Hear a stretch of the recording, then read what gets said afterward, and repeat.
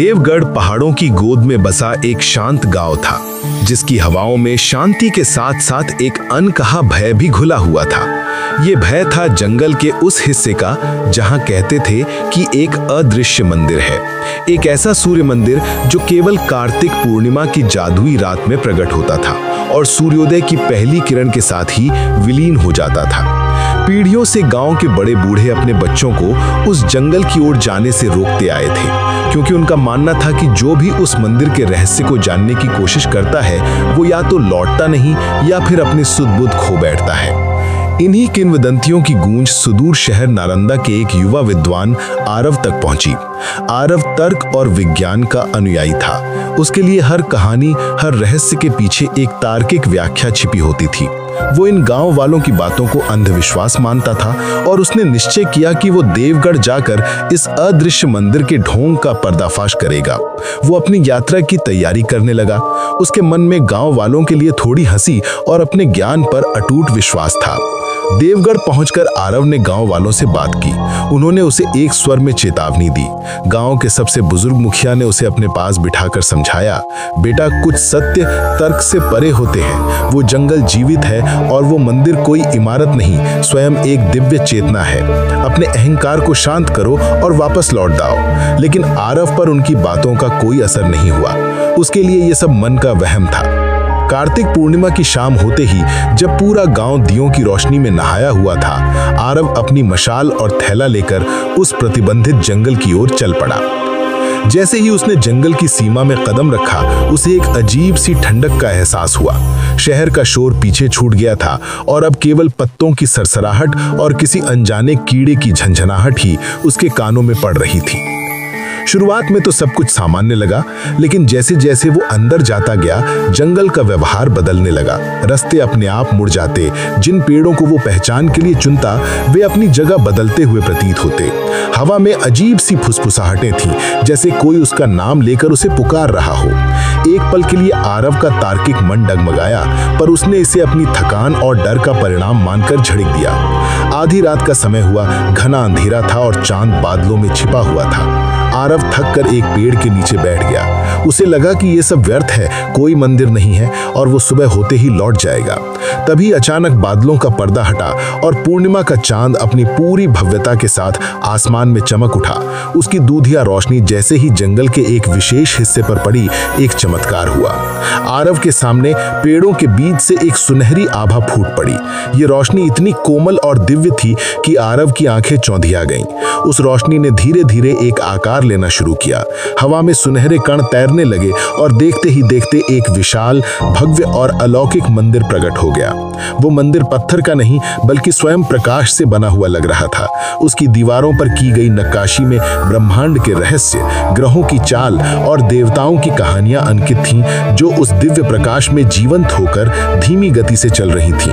आरव का अहंकार, उसका तर्क, उसका विज्ञान, सब कुछ उस एक क्षण में ध्वस्त हो गया।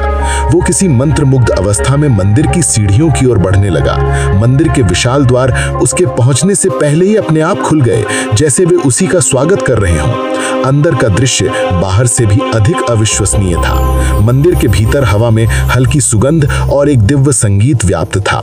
खंभों पर जड़े मणिपत्थर तारों की तरह टिमटिमा रहे थे और छत किसी अनंत सी आकाश गंगा की तरह दिख रही थी। आरव एक लंबे गलियारे से होता हुआ मुख्य गर्भगृह तक पहुंचा। वहां पहुंचकर उसने जो देखा वो कल्पना से भी परे था। गर्भगृह के केंद्र में कोई मूर्ति नहीं थी, बल्कि हवा में एक छोटा देदीप्यमान सूर्य तैर रहा था। वो सूर्यमणि था, जिससे करोड़ों किरणों की ऊर्जा निकल रही थी और पूरे मंदिर को प्रकाशित कर रही थी। उस प्रकाश में क्रोध नहीं, बल्कि असीम शांति और ज्ञान का सागर था। आरव उस ऊर्जा के सामने नतमस्तक हो गया। उसे पहली बार एहसास हुआ कि वो कितना तुच्छ है। उसने उस मणि को छूने की इच्छा से अपना हाथ आगे बढ़ाया। जैसे ही उसकी उंगलियां उस प्रकाश के करीब पहुंची, पूरा मंदिर कांप उठा। एक गहरी, शांत और शक्तिशाली आवाज पूरे गर्भगृह में गूंजी, ठहरो अजनबी। आरव ने डरकर अपना हाथ पीछे खींच लिया। उस सूर्यमणि से एक तेजस्वी आकृति प्रकट हुई, जिसका शरीर प्रकाश से बना हुआ था। वो मंदिर के संरक्षक एक तेजस्वी थे। मानव, दिव्य आकृति ने कहा, यह मंदिर ज्ञान का भंडार है। ये केवल उन्हें ही दिखता है जिनके मन में सच्ची जिज्ञासा हो, अहंकार का बोझ नहीं। बताओ तुम यहाँ क्यों आए हो? क्या तुम सत्य की खोज में हो या फिर केवल अपने अहंकार के प्रमाण की? ये प्रश्न एक तीर की तरह आरव के हृदय में लगा। उसे अपनी मूर्खता का एहसास हुआ। उसकी आंखों से आंसू बहने लगे। उसने कांपते हुए स्वर में उत्तर दिया, हे दिव्यात्मा, मैं भ्रम में था। मैं अपने सीमित ज्ञान के अहंकार में डूबा हुआ था। मैं यहाँ एक कहानी को झुठलाने आया था, पर आज मैंने स्वयं सत्य के दर्शन कर लिए हैं। कृपया मुझे क्षमा करें। अब मैं केवल ज्ञान का एक कण पाने का अभिलाषी हूँ। उसकी ईमानदारी और पश्चाताप देखकर तेजस्वी के चेहरे पर एक कोमल मुस्कान आई। सत्य को स्वीकार करना ही ज्ञान का पहला चरण है, उन्होंने कहा। तेजस्वी ने अपना हाथ उठाया और एक प्रकाश की किरण आरव के मस्तक पर डाली। उस एक क्षण में आरव ने ब्रह्मांड की उत्पत्ति, समय का चक्र और आत्मा के रहस्यों की एक झलक देखी। ये ज्ञान किसी किताब में नहीं लिखा था, ये एक अनुभव था। जैसे ही सूर्योदय का समय निकट आया, तेजस्वी ने कहा, अब तुम्हारे जाने का समय हो गया है। ये ज्ञान अपने साथ ले जाओ, लेकिन याद रखना, हर सत्य को साबित नहीं किया जा सकता, कुछ को केवल अनुभव किया जा सकता है। मंदिर धीरे धीरे पारदर्शी होने लगा। दीवारें हवा में घुलने लगी और सूर्यमणि का प्रकाश धीमा पड़ने लगा। कुछ ही पलों में मंदिर पूरी तरह से विलीन हो गया और आरव ने खुद को उसी पेड़ के नीचे अकेला पाया। जब वो गांव लौटा तो वो एक बदला हुआ इंसान था। उसके चेहरे पर अब अहंकार नहीं, बल्कि एक गहरी शांति और समझ थी। मुखिया ने उसे दूर से ही देखकर मुस्कुरा दिया, जैसे वो सब कुछ जानते हों। आरव ने किसी को कुछ साबित करने की कोशिश नहीं की। वो चुपचाप कुछ दिन गांव में रहा और फिर अपने शहर लौट गया।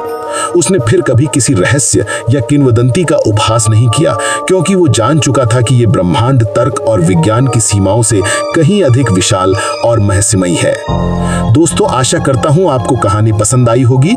कहानी सुनो स्टोरी टेलर को सब्सक्राइब करना ना भूलें। वीडियो को लाइक करें। मिलते हैं नेक्स्ट वीडियो में, तब तक के लिए बाय। अपना ख्याल रखिए। धन्यवाद।